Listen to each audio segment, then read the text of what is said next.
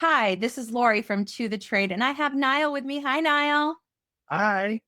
And of course, we have a wonderful guest, Scott Meacham Wood. I am so excited to have you as a guest. I've been a huge fan for years. I love all of the work that you've ever done. I mean, big, big, big fan, as are so many, right? I mean, I saw one of your fans last night. It was lightly unnerving. I feel like I am like microscopically famous in a very small pond, but we were like in our pond last night, so it was not as unusual as it might be. It was a full-on paparazzi moment. I love seeing it of course.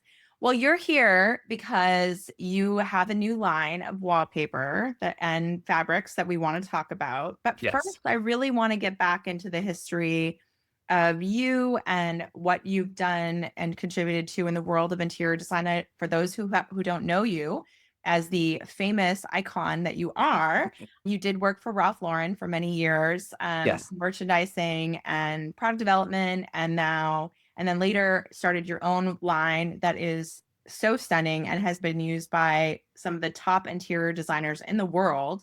What made you be so interested in fabric and wallpapers in general? I'm just so curious as to lots of designers want product, but what made you start there? Because I will always say that's almost always a different person because textile design and interior design are very different things.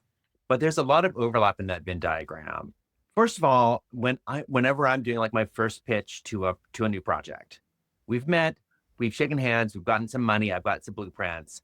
My first presentation is literally a bag of fabric Oh, that we can love that. just kind of maul through. I love like kind of gauging the ooh and the Right. and kind of where that lands and things that, oh, we're kind of maybe ambivalent about this fabric, but let's hang on to it because if we need something kind of decides this works or anything that I get a really visceral response to, I'm like, oh my God, that's going to be the sofa or the drapes.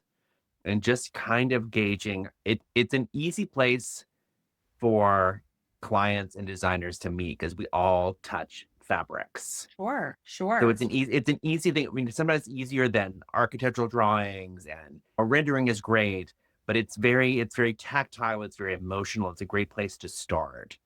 And I've always kind of wondered whether it was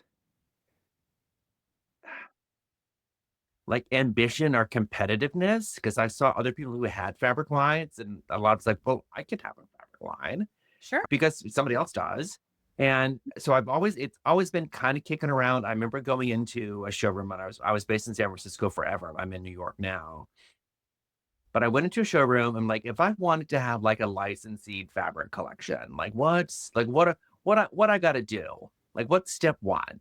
Right. And a very wise showroom manager looked at me and she's like, you need to be about 400 times more famous. Oh, I'm wow. like, okay. Oh, and well, no, I'll take that. I started blogging 48 hours later. Okay. And he's like, I'm going to make a name for myself. Okay. I'm going to be my own bullhorn.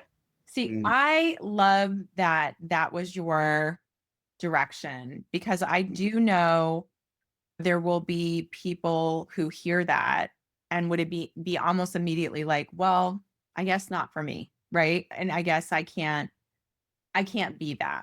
I'm not 400 times as famous. So, But I've always said that it's any very sort of, disheartening I think for some people and they just stop right there. That's the end game for them. I think entrepreneurialism is equal parts ambition and ignorance.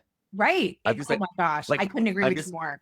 I'm just going Yeah. to do this because no one's told me that I can't. And I'm too Right. stupid to know that I shouldn't be able to do this. So I'm just going to, and I'm just going to plow merrily forward and just make the mistakes and make the successes and they will fall where they are. Right. Right. So that's kind of where I was, but that was 2008. Oh my gosh, full on early blogging Yeah. era. I kind Yes. of thought I called us the sophomore class because there had been some big blogs that had come out like in the years before me. And we were kind of that second class of bloggers that came out. Right. I was really lucky at the time. I always said because you could always you found other blogs from people's like blog list on the right hand Right. I column. remember So those. it Yeah. was very kind of insular. because you kind of knew the people that you knew. I Right. always called it like we called it like the blogging cul-de-sac because you Right. get to know your neighbors. Yes. And You I comment on fell their in, blogs and they comment on your blogs. and And we all kind of didn't know each other, but we all talked all the time, and we didn't have Facebook, so we just like it was our online chatter spot. right. And I somehow magically fell into like the greatest group of people of Beach Bungalow 8 and Rhonda Oh, yeah. Carmen with All the Best and Stefan with Architect Design and Linda Merrill and people that I'm still friends with all these years later. And we Right. just loved design and we loved that we loved design. Nobody was snarky and we just like shared things that we loved every day. Every time the new like Elle Decor came out, the new House Beautiful came out, we'd all be posting pictures of things that we saw that we loved, and I was posting things, a little bit of my own work at that point, but not that much. So it was a very kind of gentle, kind of guileless beginning because I just was Right. like, these are fun people and they like what I like. And we're all So such it's an initial community, right? You're building yes. your own little initial community where you can find like-minded people who are trying to do similar things. And I love the approach of just jumping in. I mean, I feel like that's what we did with interior design community. I had no idea that it would grow or be Or anything. how it would grow and like, oh, Well, this well, yeah, this you don't. I mean, how do you know if it's not been done before? You know what I I mean? think You're just my gonna first jump blog in. post, was like, hi, my name is Scott. I have a blog and we'll see how this goes. Right, right. Enter. Enter. And that's kind of how we started. The fun part about it was, I mean, one of the taglines was that it was things that inspired me. So it really kind of turned on my kind of inspirational radar. I'm like, I need blog content. So I need Mhm. to find something that inspires me. I need to have like my eyes open. That's that great. I think it's, oh, what's your name? She was the editor at Vogue, Donna Vreeland. Yeah. And she's like, just always like, she's like, always keep your eyes open. Yeah. Like always be looking, always have your camera open, always be ready to find inspiration. Now, Um, if I'm putting my that hat of like 2008 on, I'm thinking a lot of those blogs were very photocentric. So you were yes. taking photos from the online. We were very ignorant about copyright law. We were not sharing, we were not sometimes not sharing who the photos belong to or tagging the right person and finding things in obscure places. And then later adding words and understanding SEO. Did you get that far? Did you start to learn I, SEO and I was no, I was very visually directed. I was kind of hyper aware of sharing sources as best I could, sure. just because I like when people shared my source, like, shared me as a source. Like Right. I knew the other side of that equation. But I got involved with like a couple of like online contests of like who's got the best bedroom and who's got the best china setup.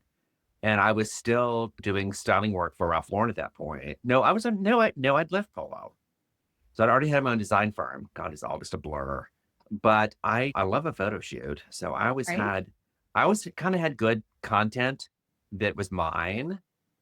So you're So it was we had this conversation before, and I just think that that is unique. I've talked to so many designers, and I mean, Niall, what would you do you think? Like, do you love photo shoots or do you hate them? Because I would say it's very most designers hate the photo shoot day, but you have like you saying you love the photo shoot day is so refreshing to me Well, because I think it depends on the photographer for me. I used to hate them, and then I got an amazing photographer that made the whole situation just a vibe. He just really elevated the situation. So I think for me, it turned photo shoot day into something eventful, oh good. and not dreadful. So yeah, Yeah. yeah. It's a lot. It's a and hard day. It's a lot of work. People, if you haven't gone through that yet, it's a lot of work to do it.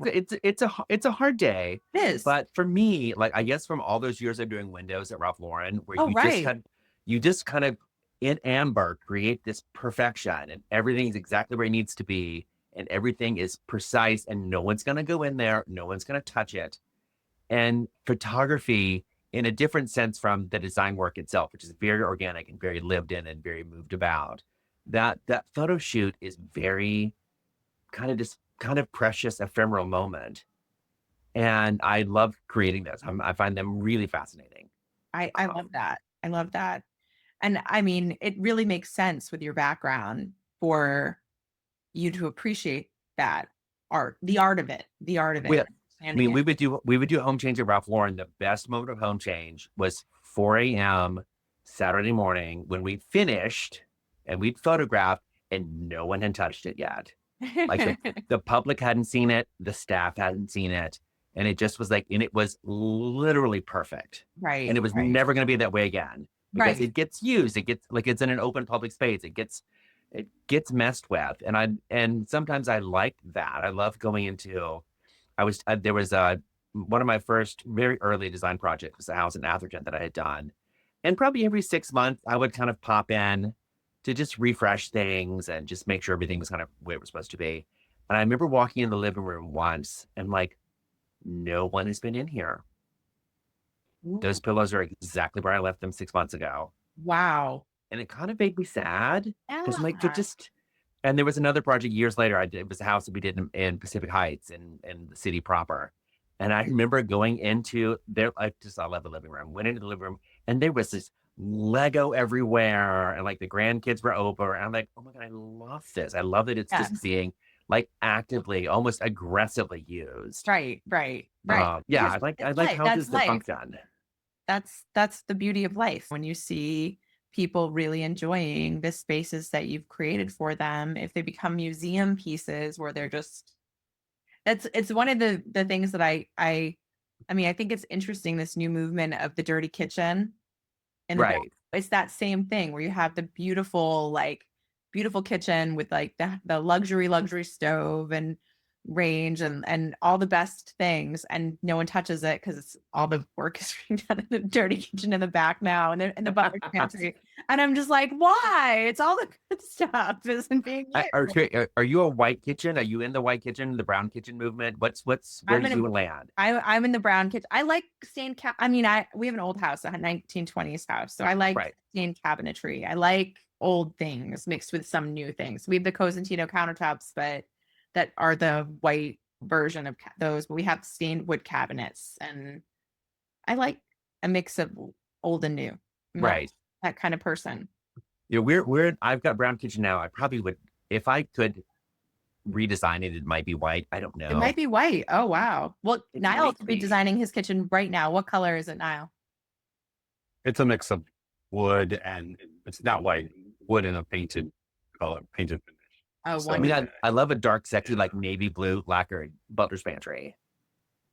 Yeah. Mm. Ooh, see, that's the sound I like. That's the design sound that I'm like, well, that hit a nerve. I love that. I love that. I do. I can just see that actually. Little dark, sexy, little jewel box. How beautiful all the silver and china would look against all the navy. Yeah. Oh my gosh, that would be amazing. Yeah, Amazing. I like dark. Well, and I like using dark rooms if I that's do. what's called for. You can't take out. A room that's flooded with light. It's going to be a light room no matter what color you paint it. A Right. room that's dark and with no window, with bad wind exposure, is going to be dark no matter what color you paint it. So you have to kind of let the house guide you as far as what's going to be dark and light. Our entryway here in New York is really dark, but it's no open windows. I mean, there's literally no light in there. And I purposely hung the light fixtures really low. It feels a little claustrophobic as you walk into the apartment. But at the end of like a 12-foot hallway, it opens up to this huge expanse with south-facing windows. That's for the living room. You can see into the bedroom through the French doors. Like it feels you're really drawn into the house because this opening space is so dark. I think I mean, it adds the drama, right? I mean, Right. it's sounds like that's really, do you welcome people in I mean, I've always heard the New York lifestyle, you don't bring people back to your house. It's not, and it's very interesting as a Southerner where we really entertained in our homes. Right. It's such a different mood to being in New York where we're just going to meet people in a restaurant. Right. Though people will stop. We've had friends come over. We have friends stay here every once in a while, but we're not a huge kind of hospitality house. Right. It really is built for us, and we just live here, and it's as gracious and lovely as I can make it in this 125-year-old building. But for the two of you, and it's, Yeah. that's wonderful. My family is all very close. So my siblings are close, and my nieces and nephews are close. So they're always over. I mean, we used to donate room to political candidates, volunteers that work for the political candidates, Oh, nice. and they would come and stay with us. And one of them said, "She has too many guests." What is too over many too much. guests? What does that even mean? She's like, it never ends. There's cousins over because we have a pool. Oh, no. Oh, so So I'll be there in all about the an hour and nieces a and half. I'll nephews be want there to come over tomorrow. and go in the pool, and their kids, so they're running through with their wet feet and like getting popsicles and doing all those things. And I think she was like an only child. She was definitely not used to it. Oh, no. Oh man. We I were grew up very in a loud, very noisy family compared to what. And I used to do the most. I'm just gonna admit, I used to do the most embarrassing thing. She was the same height as my youngest daughter and had the same color hair and the same length hair. And so from the front looked nothing like. I mean, she was a right. 25-year-old woman. My daughter was 14, like nothing like, but they looked a lot alike from behind. And sometimes I'd see her at night from behind and not pay attention. I'd go, Brooke, like just to scare her or something like, and she would jump so high and turn around. And I was like, I'm so sorry. I tormented that poor girl without meaning to. Like she was like, I'm on edge living in this house. God. It was so horrible. It happened like 3 times too much. I am Oh like, my why do I God. keep doing that? He's So traumatized. your learning curve is like downward sloping. Like you wouldn't learn. I did not learn. I did not, because I do that kind of stuff with my kids all the time. It's just a joke. So Right. I'm always like spooky, like jumping out of the side. We're just a fun family. I mean, I don't think she was used to that. So it was fun. It was fun. But that's interesting to know. I always kind of assumed that if you live in New York, it's kind of a dream of mine. Just being there yesterday, I was like, I've always just wanted to live there for like 2 months, but only either in September and October or May and June. I don't really want to live there in the heat of the summer. I don't want to live there in the cold of the winter. I'd like to live there for like a few months and that's it. And it Really? hilariously became summer today. Right? Yeah. Like it was literally, I was outside yesterday in like a sweatshirt and a pair of shorts. And I went outside today. I just like like long sleeve polo shirt. I had to run and buy some fabric. And I'm like, oh my God, it's hot. Yeah. And And it's really, I need to switch sides to the shady side of the street. I gotta like, no, this is like the hot started today. And it The thing gets about New York, smelly in New York in the summer. It's a smelly, it's a smelly hot. and New York, it's hard to live here. It's expensive to live. It's hard to live here. There's so many negatives that we have, and I will admit freely to all of them. Right. But we are going to Broadway tonight. Right. We're gonna hop on the subway. That's what We'll be there in 20 I want minutes. to spend 2 months living. That's wonderful. To go to every museum I want to go to. Right. To go to all the shows that I want to go to, and just like go to all the restaurants I want to go to, and just get out of my system. Like I can walk to the Metropolitan. Yeah. That's insane. Just on a lark. I'm like, oh, what are doing that today? Like it's nothing going on. And so I try to make sure that the good parts that are New York, we go to Broadway at least once a month. I love that. I go to museums at least once a month. Like I'm very intentional or about. you end up feeling, why am I in this claustrophobic box? You know what I mean? Like, right. If you aren't able to experience what it is that makes New York so special. It's funny. I was always far too kind of intense for San Francisco. So I fit in here pretty well, but I don't have my New York pace up to speed yet. I'm still an obstacle on the sidewalk. Oh, you are? You're not a fast walker? I'm not a fast walker. It's gotten so much better. I was on a trip to the West Coast a couple months ago, and I was in the Dallas airport. I'm like, y'all need to get out of my way. Like I was falling through DFW, but I got back to New York. I'm like, oh, I'm slow here. So I'm very conscious of my walking speed, of like where I am, and like and the scrum of getting down the sidewalk.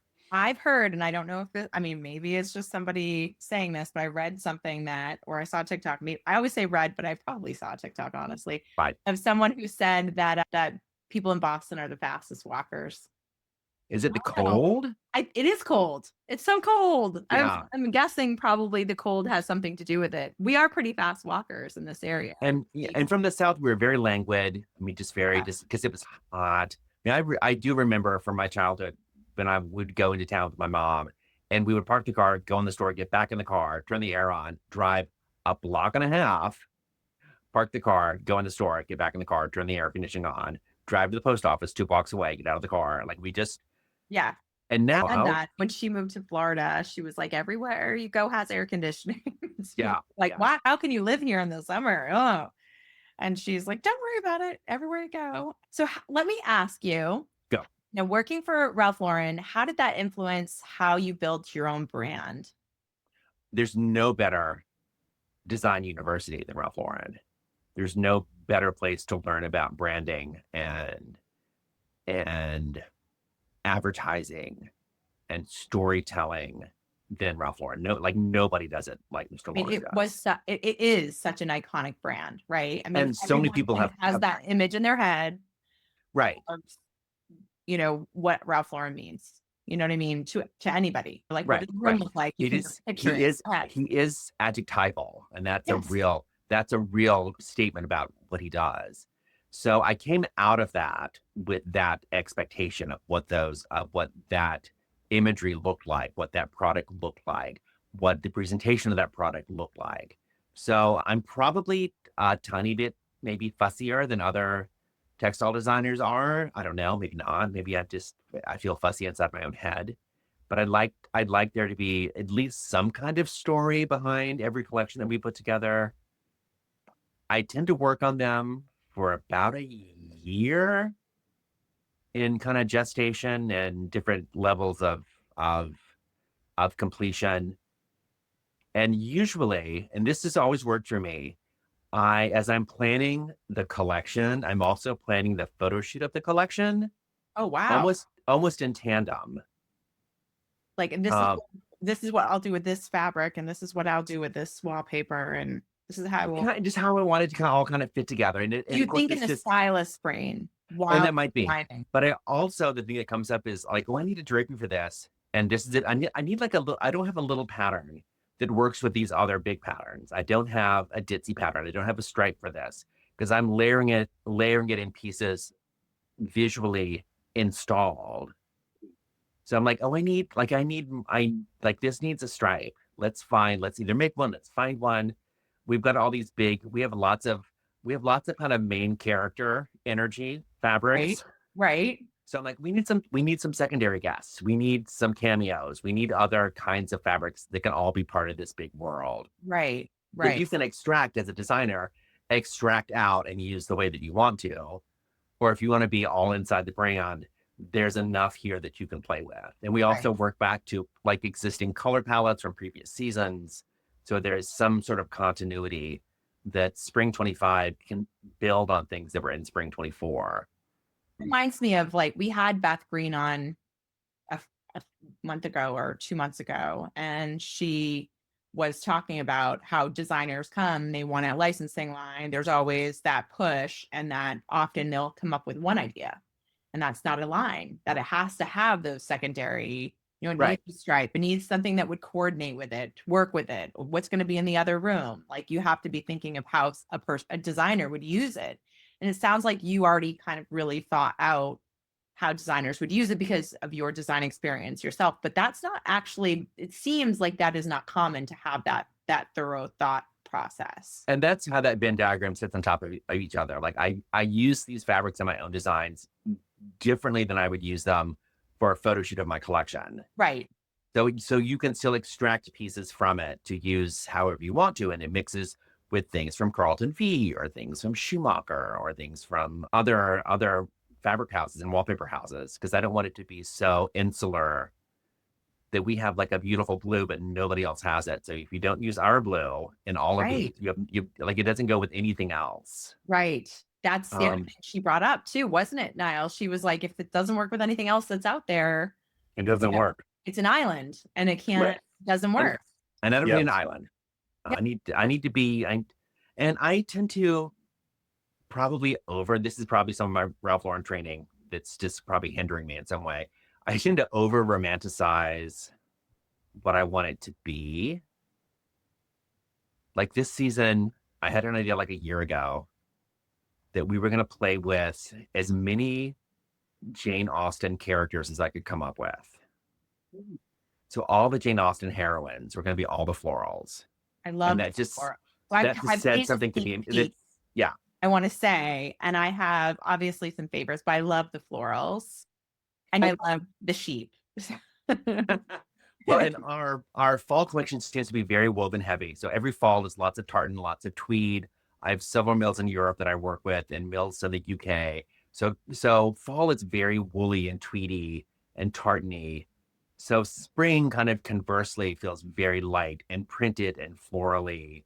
And it's a much different kind of collection than what we do in the fall. Just there's a Right. couple of wovens in spring, but like it's a whole bunch of florals and a whole bunch of stripes and prints. That's just Feels very vintage and I say that in the very best of ways. Like it feels vintage but fresh, if that makes so sense. the pie chart we use as we start to design things. There's three sections of the pie chart: romantic, Right. dramatic, nostalgic. Right. And that pie chart changes a little bit. Things are like super dramatic and maybe not very nostalgic, or super nostalgic and not very dramatic. But I like that kind of color wheel of those three concepts. I'd like every pattern to fit into that idea, that it feels like something that may have existed in the past, but it's maybe a blown out color or a blown out Right. size. The new way to look at it. Right. But it It, still it, it, seems it like based on that, that you approach it in a very scientific way. You're looking at what else is coming out. You're really studying and having core components of your theory in new collections. Like it's part science and part inspiration and it's art. always kind of art and science. Yeah. Any sort of retail is art and science, Right. because it needs to be something that the market needs, that the market doesn't know that it needs. Now, can I ask Well, Yeah. do you concern yourself with trends at all? Because it seems like you stay true to yourself. I'm pretty insular. Yeah. I'll look at color trends, but the color, I mean, you look at that, everyone has a color of the year, but that's going to drive the color of the accessories at Target. It's not going to drive what my fabric looks like. Gotcha. And it's like any sort of trend. And we all talk shopping on trends and shopping against trends and all that sort of nonsense. Trends are just what's going to be available in the marketplace. Right. And that's all the trend is driving is what you can buy easily. For years, I could buy love that. drapey hardware and brass. And then for like a decade and a half, you couldn't buy drapey hardware and brass. And now you can buy drapey hardware and brass again. And I like drapey hardware and brass, and I bought a lot of it when I could, because there was at least a decade where I could not find it just on the open, easy Williams Sonoma Pottery Barn market. Like I could have anything made, but it just kind of fell out of favor trend wise, which doesn't mean it didn't look good or it wasn't what I needed. Like I still needed it. I just couldn't find it as easily. It just it makes the shopping more complicated.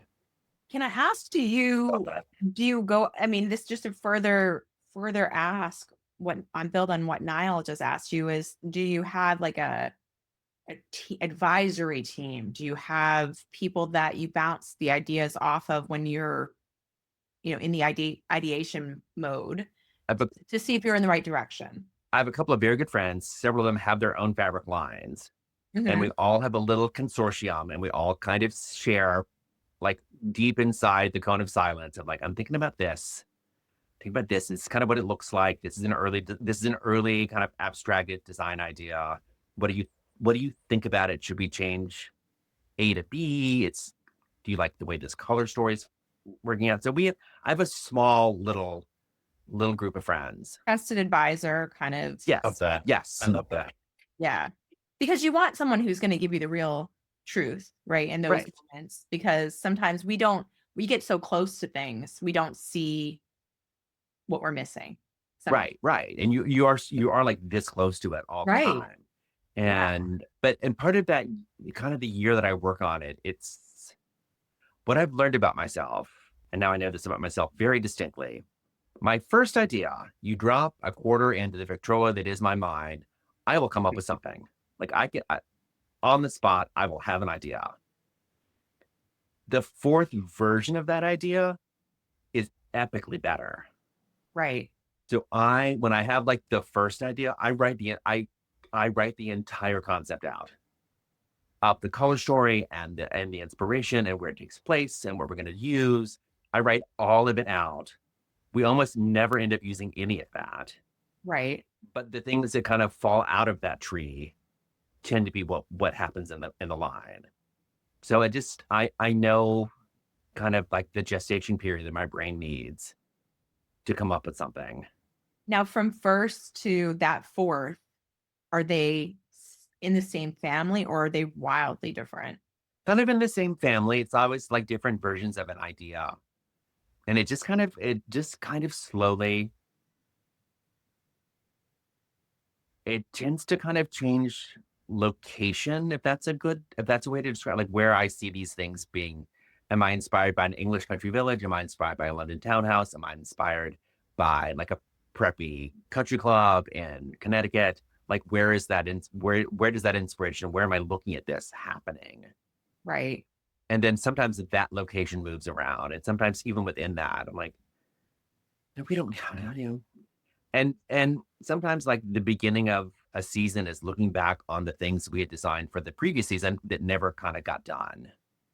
Like what was a good idea from spring 24 that we just either like didn't get around to, or it just got like it got too many hurdles on it and we just couldn't get it done in time. So sometimes that helps kind of connect them together, not season to season, but year to year.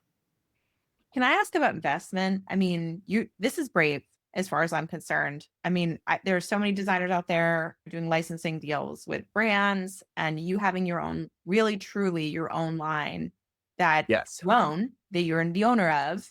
I That seems very brave to me and scary at the same time. Okay. Your money on the line, right? There are nights I don't sleep. Right, right. So what made you want to take such a big leap, and do you feel it's paid off financially for you? It it its place as main hustle and side hustle kind of moves back and forth in my kind of, for lack of a better word, proper like design business with designing houses for clients. Right, And I try to keep both of them going. So month to month to month, one of them does better than the other. But there's right. always, it's either the primary or the secondary income source at all times. At all times. And there we have like rock star months and huge orders. And there are just months that I'm just scrambling to like see if I can sell a couple of pillows. Right. But it all, I haven't had to live on the street yet. So we'll see. And does it feel like you are doing something that leaves a legacy? Because I feel like that's something you've done. I hope so. I would Say hope so. so. But I don't want people. I like seeing my fabrics and other designers' work in ways that I would have never used them or never thought to use them. And I think it's like seeing your children go off to college and become like their own adult people, and you're not in charge of their schedule anymore. I feel that way about my fabric sometimes. Like, oh, look, it looked like I'd have never done that with that floral, but how cute is this? And how just like kind of wackadoodle or just fantastic and then just deranged, or how classically beautiful. Like we take something that feels very brash and very bold, and then someone uses it very traditionally. Yeah, it is kind of like seeing your kids go off into their adult lives sometimes, I assume. Do you ever think that you would build in a succession plan or sell it, or do you have any thoughts on that road? I don't. And creeping up in age as we all are, I'm like, what is the next step of this? And I don't know. I don't have an answer to that yet. And I probably should, whether it's something that gets sold Partnered something. or yeah. Yeah. But there's not a huge team around me. So it's not like there's like an obvious successor to the throne. Right. And I don't know who, no, Well, who you that have would such a be. point of view, right? I mean, you've developed a very specific point of view that I think. And there's an old Broadway show from about 1,000 years ago. The name of it is Title of Show, which is kind of what they call shows when they don't have a title yet. It's called Right. that's just like in parentheses on the cover. It's the title of show. And my favorite song, and I use this analogy all the time, is it's a whole. And I need to find the song. It's called "I'd Rather Be 9 People's Favorite Thing Than 100 People's Ninth Favorite Thing," Right. and that's my business plan. Mm, I have a I love I have a that. small devoted religious little group of people who love my work. And then there's everybody else. And everybody else gets pieces of it. But there's a marvelous little band of merry designers who love all the nonsense that we do and use them just in all their projects. And it just makes me incredibly happy. Do you want to show Nile? I mean, I know our listeners can't see, but you're going to have to jump on our YouTube to see it. Do you have anything to show us? I've got a couple of things. Okay. Shall we We move love on? some show and tell. We love some show and tell. And I will describe if you need me to, or you describe as you go along so the listeners can kind of visualize. So this is Jane. Ooh. Right. Kind of Oh my God, the colors. bold floral I love. on linen. Oh my God. And she comes as wallpaper. She comes in different colors. This is the yellow. Ooh. This is a navy, which is gorgeous. Perfection. On fuchsia. Now these are very not very oversized, but oversized florals and beautiful it's- background colors and just bold. stunning. Bold and big and fluffy flowers. It's main character energy. It's a Main lot of character it's a lot of main character. It's not going to be your meek room with the tiny but we print. did do this is the wallpaper of the fabric. We did do it in just in my- a blue and white porcelain I love colorway. That would have matched my outfit yesterday. Yes, yes, very much. But we have pretty things like this great little Ooh. Wickham stripe. Now that Look at feels very preppy and cool and in the moment right now. Mhm. And that's like we did a big kind of country club collection that was last spring. That was spring 24. This one takes place in England, but it has a lot of there's The always same gonna kind be of a little vibes, bit of yeah. overlap. I feel like that British preppy is hot. Yeah. It's Yeah. A little, Oh my and a goodness. little hand Very painted like love. With It's the going to be polka dots. adorable. For Love. beautiful little striped. Now these are the ones I'm telling you, like feel a little vintage. Oh, definitely. This is But this is a wallpaper scrap that I bought. I think it was early 1900s. Then I found it in an antique show that we use kind of as the basis of that. This is actually silk gingham that's been embroidered. ooh. Nile. It just feels very kind of aggressively pretty. It's aggressively pretty. Cruel work. Oh Look my at that up close gosh. to the camera. That is stunning. So again, very You guys are the first to see it if you're jumping on the YouTube channel and Yes, first if you're watching on Instagram. So like you're gonna literally the ink is kind of wet. I just got these yesterday. Yes. Little baby tulips. Oh, that's A precious. little scatter. That is. I was laughing with my Sure. printer. I'm like, oh my God, we made a small gauge pattern. I didn't know we could do that. I literally did not know that was possible. When you say that it's Pride and Prejudice, I mean, that feels Pride and Prejudice to me too. I Yes. feel that like one of the dresses. But then this is a new tartan that we're getting out of England. It's this almost feather, almost sheeting weight cotton, like great for custom bedding, just for a little extra preppy nonsense. For loving that. We took our old ball boy print, which we've had as a fabric. I love We the now ball have boy as print. wallpaper. Oh, that's so cool. I love the ball boy print. I love that. So that's on the walls now. Also our Beatrice floral. We have the wallpaper, Stunning. which comes in a brown as well. And then something incredibly subtle. This is the 1799. It's this giant watercolor sailing motif Wow. that is going to be so great in the photo shoot. Yes. This sample is heading out tomorrow to a client Oh in my the South gosh. who has almost like a little whaling cabin. I'm I had the perfect fabric for your drapes in the living room. We just got it. Oh my gosh. We do that featherweight cotton tartan in a black watch. Wow. Yeah, I love a black watch. I mean, It's just love. It's literally a neutral. Yes. And then for like some more kind of profound silliness, we kind of did it's kind of a cabinet of curiosities little print, and they are giant panorellis lobsters that we made into Wow. That is so fun. a trellis. We're gonna have That to get you into some of the showrooms in Maine and Oh, New yeah. Hampshire and This ask you this is for the Mainers. I mean, we got really to. should just I that mean, is I'm so gonna introduce you to. I have a friend with a showroom, Vanessa Helmick. Do you know her? Oh, fantastic. I know that name. I will introduce you. She is awesome. Fiora Interiors. You guys should go definitely to her showroom. She has a beautiful showroom. Oh, Garment, I fantastic. believe. But I will definitely introduce you. She I will love that. Yeah. So those are the highlights of what we're doing. I didn't want to get too deep in the weeds for the people who are just listening to this. Like that's got to be just unbearably boring. I promise you I'll throw some still shots and into the podcast description so you can go take a look.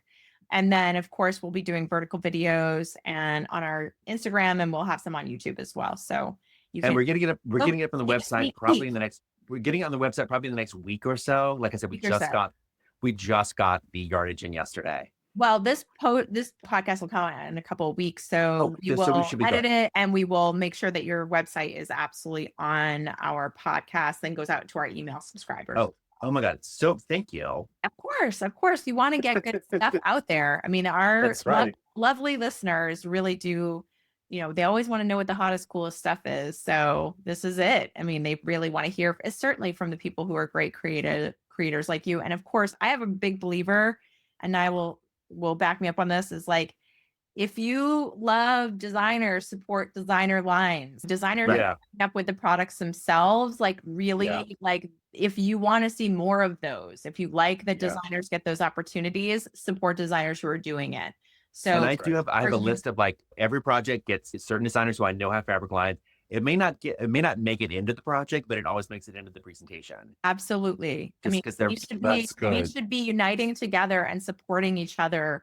Right. All the time, as much as we possibly can. Right. A designer doing something cool, reach out. It's literally a struggle. It's a real small business that needs that support. And why would we not want to support our own? Right. Well, thank you. We have a good time here. I love it's there. The 2 great days are finished artwork day. Right. You really kind of see what it might look like. Right. And then the day like yesterday when this like samples come in. I carried like a 40-yard bolt of fabric up the stair, 2 flights of stairs yesterday.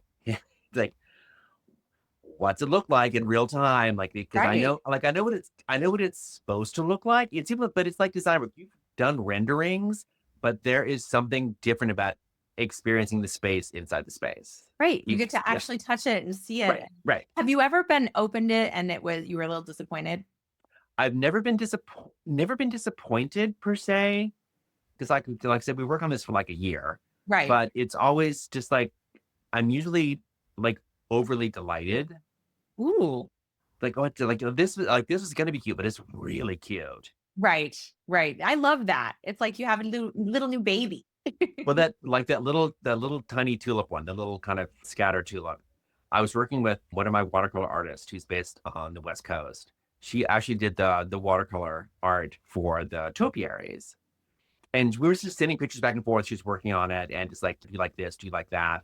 And sitting on her desk was this little page where she'd just been practicing painting tulips. And it was just a little 7 by 10 inch piece of paper with like 100 tulips on it. I said, what is that? Can I buy that? I want that. And so we got it to the pattern setter who I work with, who takes our artwork and then kind of extrapolates it into the pattern.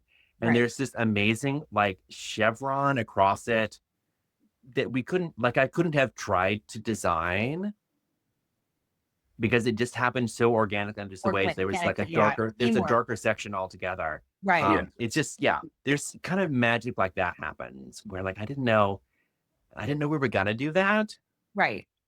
And I also like working with other artists. I do with several artists who paint and draw for me. And I love just giving them like 100% of my idea and then seeing where they take that idea and turn it into something else that's kind of maybe not what I asked for, but what I wanted. So you are a true collaborator as a I human. hope to be. I mean, As a human. You're not trying to be the sole dictator of the project. I don't like to be micromanaged, so I try not to micromanage. So I tend to like find people who I know are talented, and then there's when I was doing houses full time, I had a dear friend who was another stylist who worked with me, and I loved just walking into a room like, oh, let's put this there, this there. Let's hang that work in those two places, and I got to go do something else. And I could come back, and he probably didn't do exactly what I said, but it was perfect. Right. Just like I just didn't have to like, no, that can we move that floral? Like I don't need to tell you what to do. Yeah. I need to tell you like what the mood is and how like what we're doing. And then like and let you kind of run wild and let them have their own creativity inside of my creativity. I love that. I mean, honestly, who wouldn't want to work with someone who works that way? I mean, I'm also a monster sometimes. So just it's rare, but I've seen the monster come out. Like we all have their short fuse days. right. But Yeah. Yeah. We all need a little bit of meds. yeah, like well, I probably shouldn't have gone to work today. I probably should have Right. just stayed home. Yes. So Thank you so much, Scott. This has been lovely. And we so will make welcome. sure the audience gets all of your information so they can follow you everywhere and I would love that. absolutely start purchasing this awesome new collection that you've allowed us to show everyone I'm first. so excited. The collection is called Somerset House. Somerset House. Yes. I love that. The spring love of that spring name. 25. It's wonderful. We will make sure everyone gets information about it and where they can buy it. All right, perfection. Thank Thank you. Bye-bye. All right, bye.